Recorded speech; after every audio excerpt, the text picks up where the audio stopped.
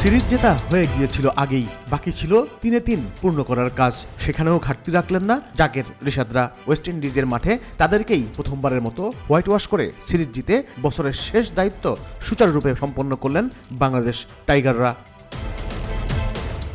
Saint ভিনসেন্টে শেষ টি-20তে বাংলাদেশ যেন আরও দাপুটে। জয়ের ব্যবধান 80 রানের। বোলারদের কাজটা আগেই সহজ করে দিয়েছিলেন জাকের আলী। তার কেরিয়ারের সেরা অপরাজিত 72 রানে দুর্দান্ত ইনিংসের কল্যাণে 7 উইকেটে 189 রানের বড় সংগ্রহ পায় বাংলাদেশ। আগের 2 ম্যাচে কম পুঁজি নিয়ে যেমন দাপট দেখিয়েছিলেন বোলাররা, আজও সেই কাজই করেন। 60 রানের মধ্যেই ওয়েস্ট ইন্ডিজের স্বীকৃত 5 ব্যাটসম্যানকে সাজঘরে ফিরিয়ে দেন তাসকিন, মেহেদী ও ঋষাদরা। ম্যাচের ভাগ্য ততক্ষণে চূড়ান্ত হয়ে গেছে, বাকি সময়টুকু ছিল ইনিংস শেষ হওয়ার অপেক্ষা।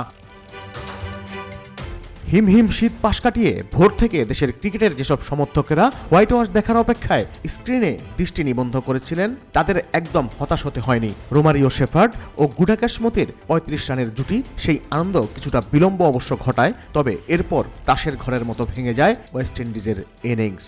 20 বল বাকি থাকতে 109 রানে অল আউট হয়ে যায় ক্যারিবীয়রা। আগের 2 ম্যাচে 7 ও 27 রানের পর এবার 80 রানের বিশাল জয়ে প্রথমবার ওয়েস্ট ইন্ডিজকে টি-20তে হোয়াইট ওয়াশ করে বাংলাদেশ। ঋষাদ ভাগে নেন 3 উইকেট। জোড়া শিকার ধরেন তাসকিন ও মেহেদী। তানজিম ও হাসানের নামের পাশে একটি করে উইকেট। রোমারিওর 27 বলে 33 রানই ক্যারিবীয় ইনিংসের সর্বোচ্চ ব্যক্তিগত সংগ্রহ। কেরিয়ারের সেরা ইনিংসে ম্যাচ সেরা হন জাকের আলী অনিক। দুর্দান্ত বোলিংয়ে সিরিজ সেরা পুরস্কার উঠেছে শেখ মেহেদী হাসানের হাতে।